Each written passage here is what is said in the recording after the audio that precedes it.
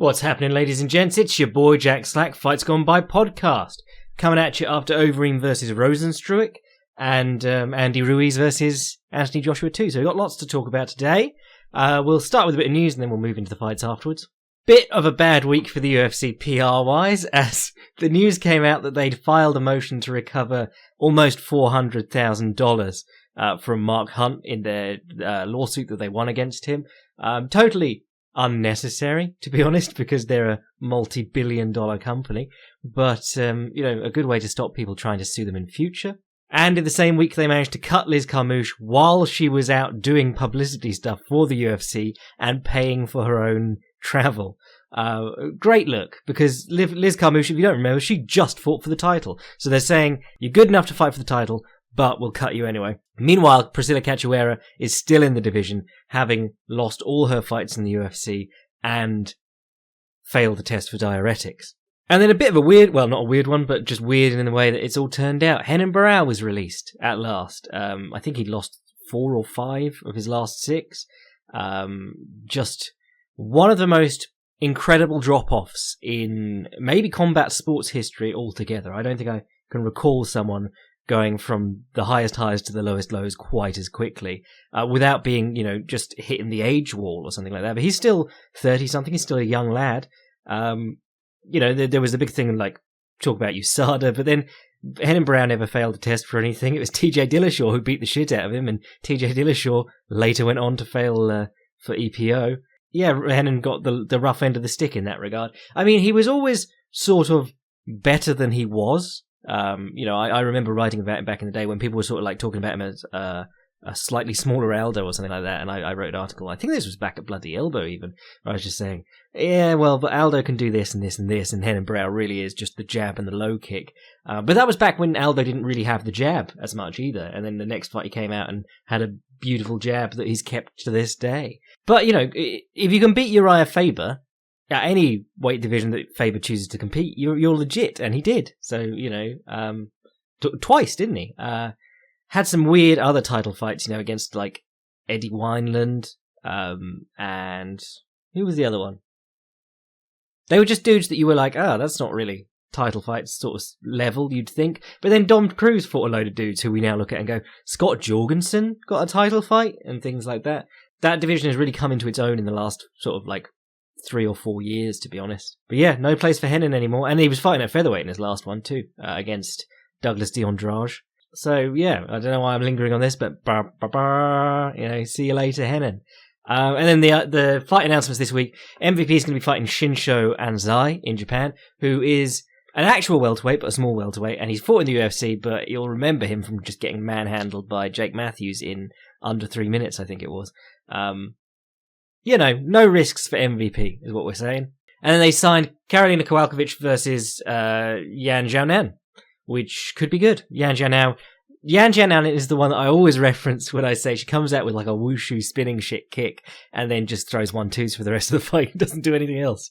But they used the spinning shit in the video package to hype her next fight. And I go, oh, she looks exciting, not remembering what she is. So let's talk about these fights that went down. I suppose we start with Overeem versus Rozenstruik. There were basically 2 ways this fight could go. Overeem could show that he's the better all-rounder, use his technique wonderfully, take the clinches, hit the takedowns, beat Rozenstruik up there, kick at range and so on. And he did that. And he outclassed Rozenstruik for most of the fight. And then there's Alistair Overeem gets knocked out, which is what happened with, I think it's 4 seconds to go in the fight.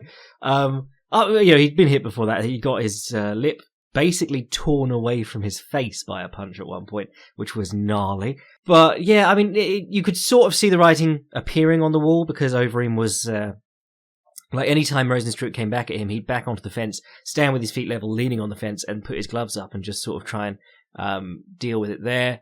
Never something you really want to see from especially a heavyweight, because if you cover up at heavyweight, the chances are that something's going to get through. If they keep throwing, and if you aren't moving around and getting out of dodge, that can happen. But I thought Overeem's striking looked good. Landed some brutal body kicks that Rozenstruik just no-sold most of, because that's always been an Overeem staple. Switch to southpaw, circle the ring a bit, and then throw in the southpaw kick to the body, left kick to the body. And he was throwing some nice left straights from southpaw as well. Did a couple of the overhand right and run away sort of punches, but did a lot of good work getting into the clinches. Hit some lovely straight knees just up the center into the solar plexus. Short move, but if you're a massive giant like Alistair Overeem and also knees are your best weapon, that can really make you wince. And you could see it because he went short knee just into the solar plexus, and then he'd skip into that sort of sag throw where he blocked the knee behind the opponent's knee and scoop him over it. And he hit that several times on Rozenstruik. And they were saying, I think it was the second one he hit, they were like, that's his 5th takedown in the UFC. And I'm going, but I remember him taking, or at least being on top of dudes for ages in his fights, in the UFC. He's had something like 17 fights in the UFC now. Very strange. I feel like he's taken down way more people than that. Maybe they meant 5th in the fight, but I swear they said 5th in his UFC career. But never mind. Cynthia Calvillo versus Marina Rodriguez. I watched it, but I didn't really take anything interesting home from it. What was good? I think I'll go to the bottom of the card now. Muradov versus Smith. I thought this was really good. I thought Muradov really looked very smooth in this fight. I've got some notes. If you saw what he was doing the... there's a lot of different types of bounce that you can use, and I'm sort of rewriting some of the fighting karate stuff to look at this. But it's being pretty complex because obviously it's hard to get across on paper or in diagrams. But there's lots of different ways to bounce, and some of them are like bounce with both feet going in and out.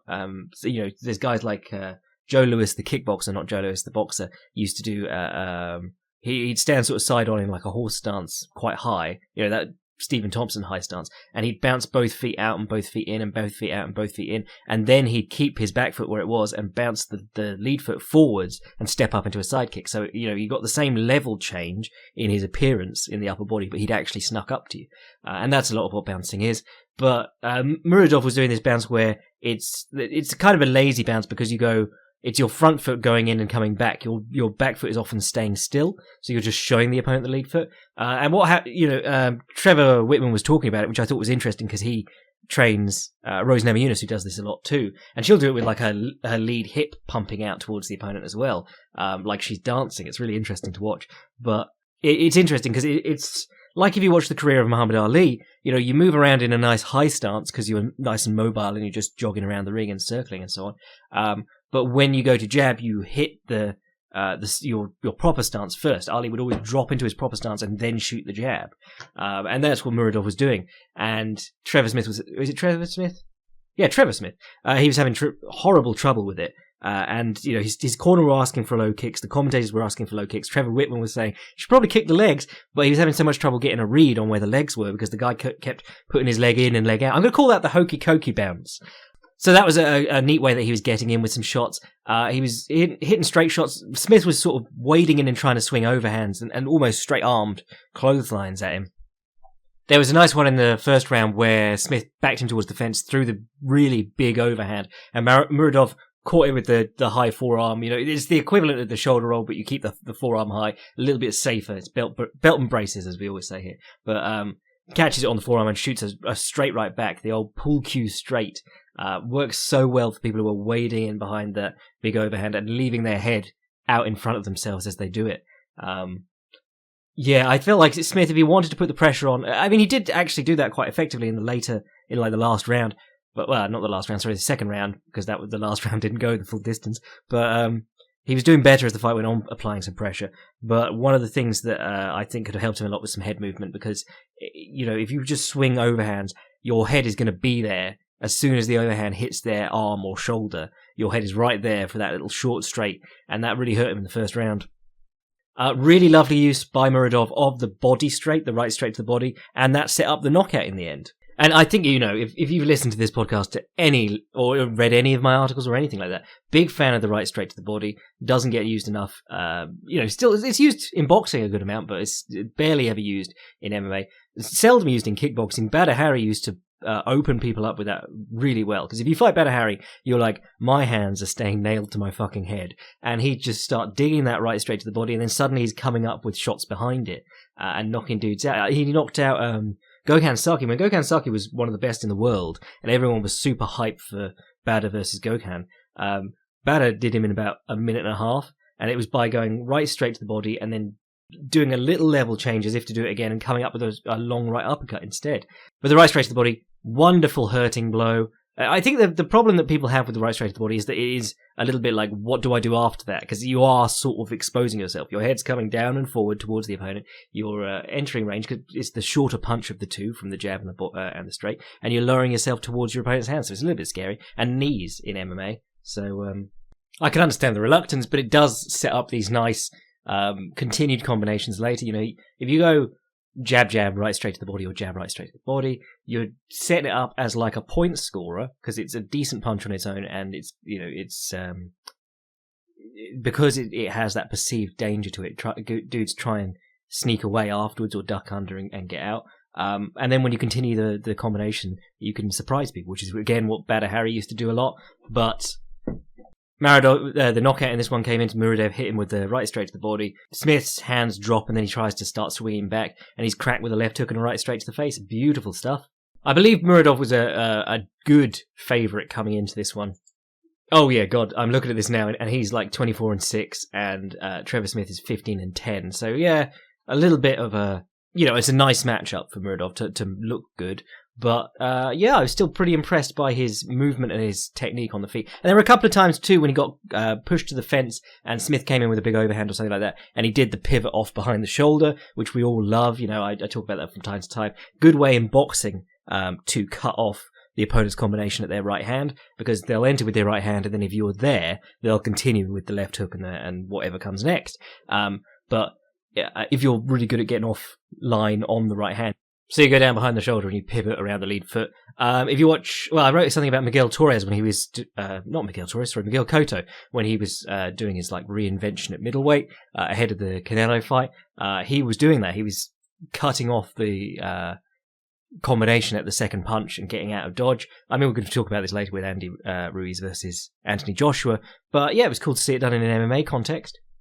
Of course, the problem is you've got your leg there. If you pivot round, it's always there to kick, which is what happened when Uriah Hall fought Rob Whittaker. And Frankie Edgar was able to do it to Jose Aldo, but then just stopped for some reason. Yeah, so Muradov, good fun. Virna Jandiroba, which is not how they said it on the broadcast, but I can't remember how they said it on the broadcast, versus Mallory Martin. Martin was a replacement for someone else. Big disparity in experience here. So again, I enjoyed these first two fights, but then I realised that they were quite fortuitous matchmaking in terms of like the records not really matching up. So kind of like Bellator matchmaking. Jandiroba wanted to get her to the ground and submit her. Martins was hanging on like guillotines, and she was hanging on a guillotine as Jandiroba passed her guard and stuff. And it was an arm-in guillotine, so you're safer from the Von Flue. You know, if you hold a no-arm guillotine, with the other guy will just pass around it and wrap your head with Von Flue. If you've got the arm in, you can actually make that a bit tricky. And if you remember Luke Rockhold versus Chris Weidman, Rockhold on the bottom for, I think it's the second round, like most of it with the guillotine, but Chris has passed his guard, and you're going like, well, this is a bad position for Rockhold, surely. You shouldn't be holding the guillotine, but he's just holding it, and there's nothing Weidman could do, because his arm's wrapped up, and he can't advance his position any further. So there was a little bit of that, but then Jandiroba did move to mount while still in his guillotine, and eventually just started like driving the elbow up, going to an arm triangle. Martin had her toes in the fence the entire time, and the referee didn't seem to care. And then she pulled herself over by the toes on the fence out of the arm triangle. And then there were a couple of other nice takedowns from Jandiroba. She was doing the TJ Dillashaw style with the shot into the outside trip. Genki Sudo used to use that back in the day. And she got the rear naked choke in the second round. Yeah, it was a decent enough showing. Joe Selecki versus Matt Wyman was... yeah, it was a good showing from Joe Selecki. Kind of sad showing from Matt Wyman, because I remember watching him like in his better days and thinking like, oh yeah, he's just a good fighter, you know, like he's middle of the pack fighter. On UFC cards with that, he had that really strange stoppage where he was choked but he wasn't unconscious and immediately jumped up and was like, hey, no. But he's been off for a couple of years and then he came back and he had the fight with Luis Pena and just got smashed. And then I was watching him this one, and while he did get taken down almost as quickly, you know, there were periods of standing stuff. And I was just watching him going, was he always like this? I don't remember him being like this, but like square on, bolt upright, hands down by chest, and then trying to swing and kick from there. It was very strange. And then he got taken down and he was constantly talking to the referee, and then the referee told him between rounds, stop talking to me. And then his team are trying to talk to him and he just keeps talking over them. It was really strange. And then Selecki, like in the last round, he was just mauling him. Like he got a takedown in the first round. That was all Wyman on the bottom in that round. But the corner, like, it was quite interesting. He was getting to half guard, and Wyman was trying to do like basic stand up. Get on the bottom, get up high on the bottom arm, and get up, or get the underhook and go, get up on a single, or try and threaten to take back. Standard bottom half guard stuff. And the corner was telling him to protect his bottom arm because Selecki wanted to just pull that out. If you drop someone down on their shoulder, it makes it a lot harder for them to start getting up, obviously. But I think it was actually when he managed to get up onto his elbow and start standing up that Selecki was able to run around his guard and get to his back. What I did like was when Selecki was on his back. We talk about this a lot, but guys get on the back and then the opponent like rolls and bridges up on top of them, so that the guy on the back is still on the back, but he's on the bottom. And I think it was Henry Akins wrote a good article on this, but it's a really important consideration because you're still able to attack the choke from the bottom position, but you've lost all the other advantages of being in a dominant position. Every other dominant position is with the exception of things like the crucifix, are generally top positions, because then you have the weight to hold the opponent down and tire them, and you've got gravity on your side when you want to start hitting. If you watch good guys with back control, like Rafael Lovato was doing this against Musashi. Aoki does it a lot. You wouldn't think of Aoki as like a good ground and pounder and top guy, but he does generally nowadays certainly a lot more focus on being on top on the back. But it's using your legs to turn the opponent onto the bottom when you're on their back, rather than just trying to hunt the choke. And Selecki was doing that and able to like come up on top and start hitting, which is the important part, because if you can have someone's back for 5 minutes and fight for the choke, and they'll hold your hands and fight your hands, and you've got big gloves on and stuff. And they might get a bit tired if you're putting them in a body triangle. But if you're on top of someone from the back for 5 minutes and just tapping away with punches or trying to sock them as hard as you can, that's a lot more damaging, and it's going to be much more detrimental to their performance in the next round.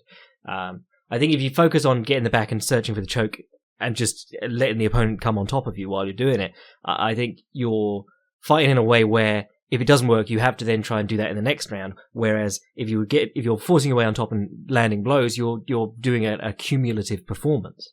But there was an interesting moment where Wyman got up, he quad-podded up, so he's on his hands and feet, like downward dog, butt up in the air. It's the position where like Zabit and Sterling caught the Suloev stretch from, but you have to be able to actually reach their leg to do that. But and it still works, quad-podding up and letting the guy slide off your back if he doesn't have underhooks. It still works. But he got up into the quad pod, and then he ended up on like one leg doing almost a scorpion stretch, and then fell down to the side. But he fell down, and Selecki was on the bottom again, and Selecki immediately was like, nah, and swept him from back control so that he was on top in back control. I was like, good work, because he got the body triangle on the bottom, and you're like, you could just be there looking for a submission when you should be on top hitting him.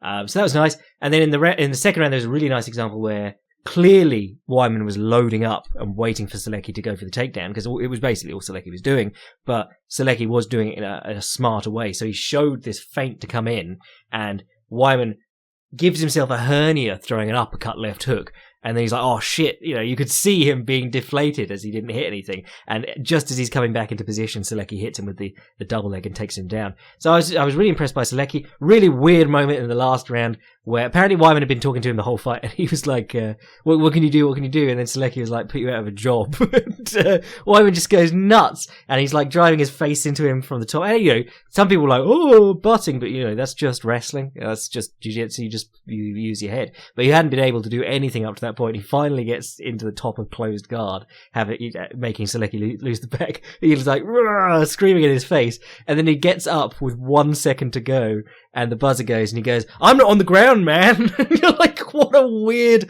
moral victory to take away from that.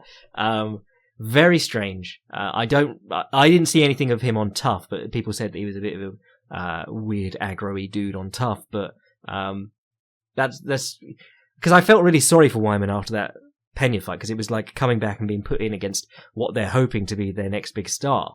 But yeah, his behavior in this was very odd. Bryce Mitchell beat Matt Sales by Twister. That was awesome. You don't see that very often.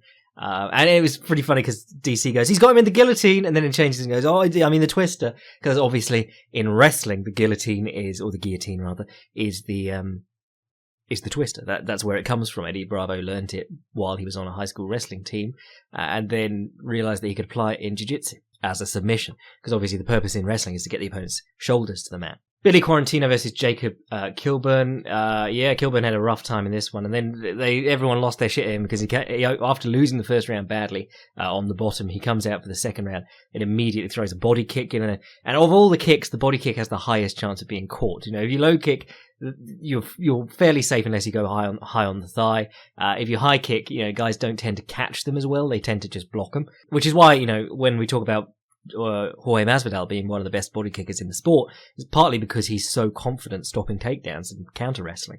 But Gillman throws this kick and immediately is taken down, and he was clearly desperate to make something happen because he's taken down into bottom position, and the Quarantillo's arm was draped. He was sort of entangled in his legs, and Kilburn reached through and tried to do a bicep slicer from the bottom of side control with his shin in the crook of Quarantillo's elbow.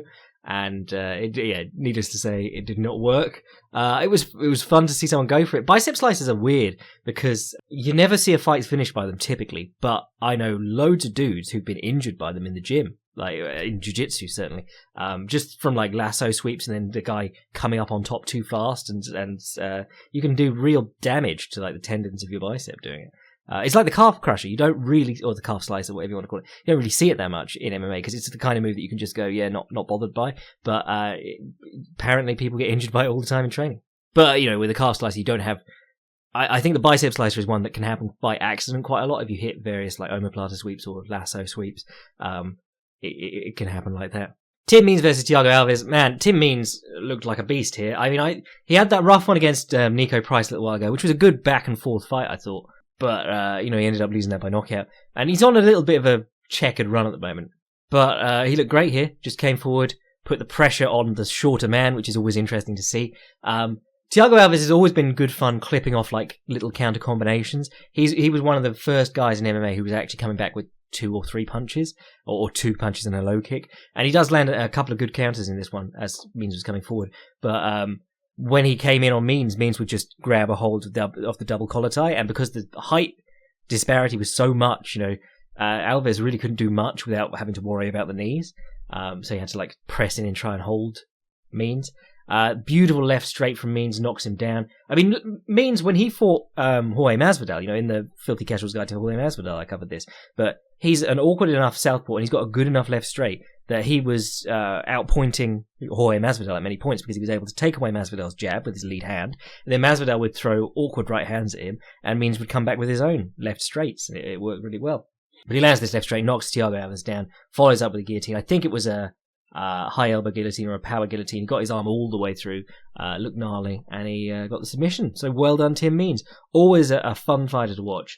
And Thiago Alves on a slump, not the fighter he used to be, but still, I thought he looked decent for the moments that he was able to work his game in this fight. Rob Font versus Ricky Simone. I thought this one lived up to what I wanted. I thought a couple of people were a little bit disappointed by this, but I thought it was a really good fun fight. I think it might have won Fight of the Night. I can't remember. But this is part of the creamy bantamweight middle I talked about this card having, and only really half of that was what we wanted it to be, but this one was good. Rob Font came out with the jab. Simone obviously trying to hit the takedowns and look for the right hands. But Rob Font wasn't just jabbing, he was using the jab like we talked about to set up right hands. Beautiful right straights, and then right uppercuts when he felt like Simone was going to duck for his hips. Font hit the first takedown of the fight, I believe, which, Simone bounced up from, but it always a good thing to do if you're against a good wrestler, just prove you can, so that they don't see every grappling exchange or clinch as the other guy getting his way. Small things, but it always helps to think of the judges like they are idiots, because a lot of the time they are. I thought, it was a good action-y fight, and obviously, while Font is the more respected striker, and Simone had some trouble with Uriah Faber, which is kind of an indictment at this point, because Uriah Faber had been off so long, and he was old when he left. But I thought Simone gave a really good account of himself in this one, even in a losing effort. But the Cody Stamann Song Yadong one was a little bit disappointing. I'm going to talk about this because I want to use Yadong is flaccid as the title of this episode. But, I thought it was a good fight, actually. I enjoyed it as a fight, but a lot of people were very down on it. I've seen some really weird takes, like people saying that, oh, well, that's every Cody Stamann fight. He's a boring, spazzy blanket. And you're like, I'm watching a dude hit nice takedowns from good angles and almost always able to turn Yadong to the mat, and then Yadong would have to do something cool to stand up or sweep. And also, like, faking takedowns and coming up with the left hook, which is the thing we were talking about last week. We were saying that the Cody Stamann's left hook is actually really quite surprisingly good. And I thought he did a really good job of that in this fight. And I thought Yadong on the mat was very interesting. He hit a nice sweep from half guard. I think it was just a bridge over sweep in the end. But he was also doing this thing where he was like underhooking the other leg from half guard, the free leg, bringing it over the top of his head. And underhooking the other leg from half guard can lead you into a lot of things. Guys tend to get stuck there if they go underhook on the armpit, on the trapped side, and then underhook the leg. And then they get stuck and get elbowed to death trying to go to the deep half. But you'll see more guys going for like the cross lat grip and going into like the Craig Jones grab the leg and invert for a knee bar attempt or a heel hook or a leg entanglement. But Yadong was pulling it over his head like a funk roll, basically. And Stamann got into this position several times in the fight where he was crisscrossed over himself. And it linked in so well with something that I'm doing at the moment. I'm doing a Filthy Casuals guide to the trilogy of bouts between grappling matches between Marcelo Garcia and Pablo Popovich, because Pablo Popovich always tried to pull Marcelo Garcia into deep half guard. And Marcelo Garcia has always been really good at like letting the leg go all the way over the opponent's head and do like a wrong side knee slide. And there's so many nice attacks you can get from there because the opponent's sort of twisted over. They've pulled themselves into this position that, if you were trying to get them there, you wouldn't be able to probably because they work out. They're putting themselves in a bad position. And Marcelo has cool back takes and crucifix entries from there. But Stamann was just like, what the fuck is going on? And Yadong was sort of like, what the fuck have I pulled him into? And they just sort of sat there for a while, not really sure what to do in both rounds. So that was very strange. I mean, we're not rating fights, but if you haven't seen that, maybe don't watch it. But if you do like a technical scrap, there are some moments to be had there. I don't think it's as boring as people make it out to be. And I think a lot of people too were making it out like it was a clear-cut thing on the feet. And I thought Stamann did fine against Yadong. I thought Yadong was putting in combinations, but a lot of it wasn't as effective as some of the left hooks that Stamann was landing. Got a draw because there was a flagrant illegal knee from Yadong, which, his reaction from it, he genuinely seemed confused by it, but the guy had both knees on the floor. I think the rule, like even the new rules, if you have the knees on the floor, it's still an illegal knee. I think it's only if they're up on their feet and their hands are on the floor, they've got to be weight bearing or whatever it is. No one has ever tried to game the rules by going to both knees and just like praying position, But by losing that point, he ended up with a majority draw. But people were talking about it was like it was close, like it was easily decided, the 2 rounds, because the third round was all Stamann. And people were saying like, well, obviously 9-9 in the first round. And I'm going, no, like Yadong is very lucky to have got the draw here. I could easily see that have coming out wrong for him. But baffling, because he had him in like a T-Rex choke, 10-finger guillotine, whatever you want to call it, that very short choke, and he was attacking it, and he had Stamann off his legs because of it, and then he kneed him in the head, and you're like, why? How do you not know the rules of the place you've been fighting for the last, 6 fights? Baffling. It's like when Mark Henry was trying to pretend that he just didn't know that downward elbows were illegal. You're like, no, you've got fighters who've been fighting in the UFC for years and years and years. You know it's illegal. Don't bullshit me. Aspen Ladd versus Yana Kunitskaya, the absolute mad lad, back on form. People were talking about this one like it was a mercilessly boring fight, but I thought it was pretty good too. You had some nice takedowns from Aspen Ladd, and you saw from Yana Kunitskaya, she'd learned from Lena Landsberg, who they had a good fight back a little while ago, didn't they? But Lena Landsberg had pushed Ladd to the fence, posted her head underneath Ladd's and kneed her in the body, and she'd really done some damage to Ladd. And I think that was Ladd's first or second, it was her second fight in the UFC, and everyone was really high on her. But she got the finish in that one, but I was going, fucking hell, that's not a good look. Really obvious weakness drawn out there. And Kunitskaya was able to do some of the same stuff, but Ladd was, very squirmy, turning her hips one way and the other on the fence, making it so that Kunitskaya couldn't quite put all her weight against her without dropping past her and maybe losing cage position. I thought that Ladd still had the problems with that position and the knees, but it was very clear that she'd been working on it. They looked at that and said that was a problem. You got the brakes beaten off you by Lena Landsberg in that fight, and we were very lucky to get that win. But yeah, the first 2 rounds, I don't think they were too clear cut. And Aspen Ladd's coach just gives her this speech where it's like, you gotta fucking go now, fucking punch her in the fucking face. And then she comes out and first thing she does is hook her in the face. And I have said before, like, Aspen Ladd has a good left hook and she's always going forward after it. And if you've got a decent left hook, unless you're lunging in and getting caught by good counters like against Jermaine Duradamy, a good left hook is a great equalizer in just, if you can drag much better strikers into exchanges and you've got a good left hook, you've got a great chance of knocking them down or out. So she knocks her down, gets on top, does her thing. Oh, by the way, so many people hit me up being like, I didn't believe Jack when he said that Aspen Ladd just screams to try and get the stoppage. But in the first round, she's on her back or whatever it was, and she's barely hitting her, and she's going, yeah! Just screaming. And you're like, this is a really obvious bad one. I mean, the Lena Landsberg one was bad, because I think it was Landsberg, wasn't Effinger. One of them, she just did not deserve the stoppage for what she did. Yeah, in the first round, she tried it. She tried it on. But the one in the third round, she was actually hammering Kunitskaya in the head, and that was a good stoppage. But so many people hit me up like, yeah, that was pretty embarrassing the first round when she did that. And I just said, yeah, Shane Carwin had been screaming like a banshee when he knocked down Lesnar. He'd have got the stoppage. Ben Rothwell versus, on the subject of weird heavyweight fights, Ben Rothwell kicks Stefan Struve in the dick twice. Stefan Struve throws good low kicks and moves around the cage. It was a very strange performance, and he did get swarmed in on several points. Classic Struve problems. Just didn't really need to see this fight. I mean, Dan Mergliata's in hot water now because he basically he covered his microphone and told Stefan Struve that he was probably winning. So, he should just keep going so that it's not a no contest. And, Stefan Struve, good lad, came out in defense of Dan Mergliata. But then again, I don't think anyone's accusing Dan Mergliata of bad reffing, but it was a little bit, I think it's too chummy almost. You don't want the ref being like that involved with the fighters.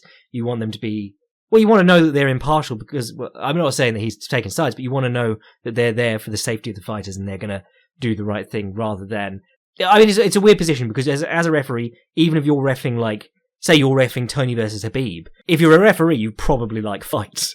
But as the referee, you have to be like, I can't enjoy this fight. I can't just let it go on if one of their faces is falling off or something. I'm actually going to have to be the bad guy and make the hard decisions. So yeah, a bit weird that one, but don't need a rematch, to be honest. Is that the whole card? That's the whole card, yeah. And then you had Anthony Joshua versus Andy Ruiz, and I wrote something about this on Unibet earlier in the week, and a lot of it came out really well because I said what he was doing in the first fight was landing the first 2 punches really well, but he buffed up so much and he's such a big hitter that he was expecting to knock Ruiz down, and his head would snap back like a Pez dispenser, and then he'd throw 4 punches and rattle Joshua up because he could just take the punches and keep coming back. And what I said was Joshua needs to cut off these combinations before the 3rd and 4th punch. He needs to, if he lands his punches, he needs to cut Ruiz off there.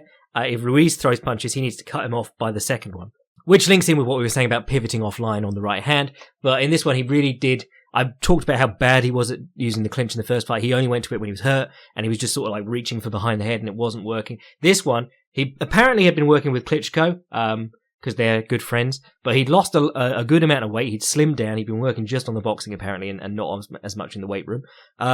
And he used his feet better for a start. And when he landed his right hand, he'd get his head down to the left side and try and duck under the return. And when he clinched, he ducked in low and he came up for a double. Or in Greco-Roman, they do what's it called, deep dive. You go in as if to do a double, but you make sure that you hit below. You come in and you come up so that you're not hitting the legs or anything like that. And that's the Mayweather style of clinching. You duck in and you almost try and double leg your opponent, but you come up into the clinch with the underhooks. And he was doing that several times through the bout. I thought he did a really good job. I'm kind of annoyed at Andy Ruiz, to be honest, and I think a lot of people are because, the stories coming, his camp were all he's lost tons of weight for this fight and so on. But the stories coming out were he wasn't back in the gym until September. And I have no sympathy for that at all, because, yes, you won the biggest fight of your life, but in the modern age of boxing, if you beat the big star in an upset, you have a rematch clause. If it's in your contract, you fucking know you've got a rematch clause. And what, Roberto Duran, when he beat Sugar Ray Leonard was like, I know he's going to have a party, so I want this rematch as soon as possible. Because Leonard obviously didn't get to have a party, didn't get to enjoy the win. He was back in training like the next day. Whereas Roberto Duran was like the most famous man in Panama. Everyone loved him. Everyone wanted to be around him. And then he came in and he had to do a massive weight cut. I mean, obviously Ruiz isn't cutting weight, but if you come in 20 pounds heavier for the rematch, it's kind of weird because there's been this sort of like fat acceptance thing attached to Andy Ruiz, and I said it in the fight before the fight. I was like, what I like about Ruiz, actually I don't know if I did. I think I took it out of the article, but what I like about the Ruiz is what James Toney did as well.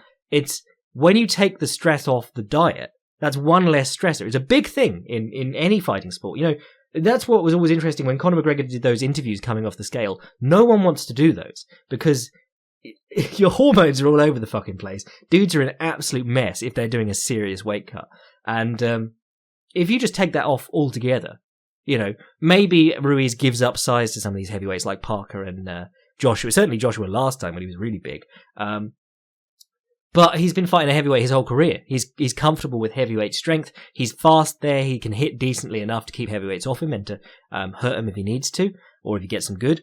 And I think that's interesting that you've taken off one stressor. Him and Tony did that. It means that like he's probably smaller, like as a natural frame, than Usyk. You know, if he dieted down, he'd probably be not a cruiserweight. He'd be a light heavyweight maybe.